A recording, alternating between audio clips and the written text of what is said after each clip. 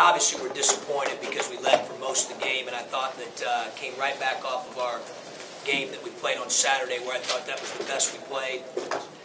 And I thought the first 25 minutes or so of the game, our shots didn't necessarily fall, but I thought it was the best we had played. We had 9 guys that we played in the first half. All 9 of them had scored. I thought we had executed our defensive game plan really, really well, obviously to build the 13-point lead with 11 to go. I thought we had done some really, really good things. Late, I thought we got a little bit stagnant offensively. But at the end of the day, I look at the stat sheet, and it's exactly what I expected or hoped for, except for one thing, and that's the young man who has shot 11 total threes on the season coming into the game, going 6 for 7. So give him credit, and give them credit. I know that certainly they have a pattern of recruiting perimeter players that can shoot, and you knew that he could, just hadn't yet, and he got on quite a roll. And I thought he was really the difference in the game when you look at the when you look at the stat sheet. Other guys kind of did what I thought they might do.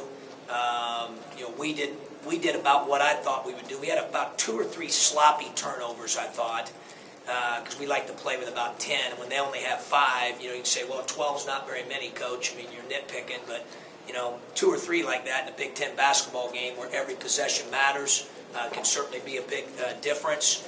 But I thought our guys were aggressive. I thought they practiced well. They played well Saturday. They played well today for the majority of the game. And, they probably feel like, if they were honest, that they, one got snatched away from them. But that happens in Big Ten play. We got 17 more of them like this coming up.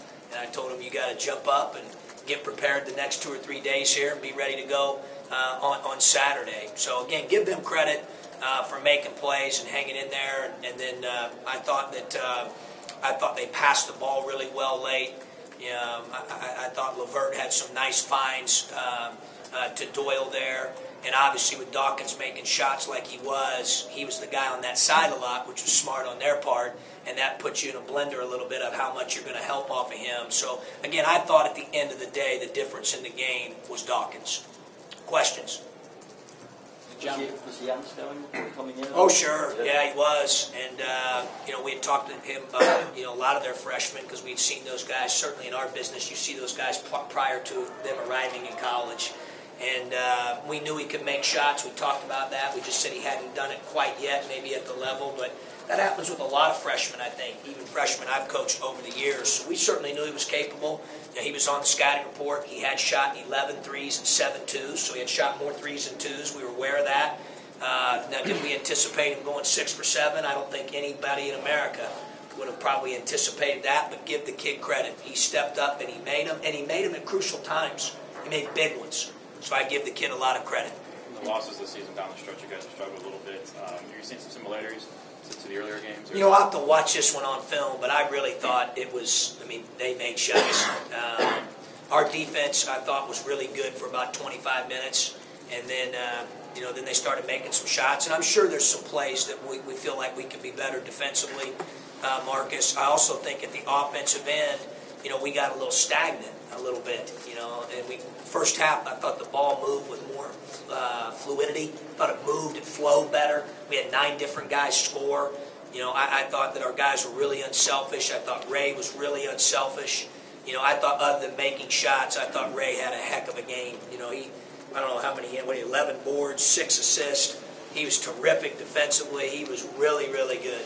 And that's what makes Ray special. Ray is a high-level guy on defense, high-level guy rebounding, high-level guy on offense. Just tonight, 3 for 11. He had a couple of wide-open threes, and he just didn't knock them down. Sometimes that's the difference between winning and losing. Was that play at the end of regulation, was that for him, or was that designed? It was for him to read it, just like the game against Missouri. I thought when he came off, they committed 2 guys to him. If we had to do it over again, which you don't have that opportunity over again, I think he would tell you probably should have thrown it back to Malcolm on that play.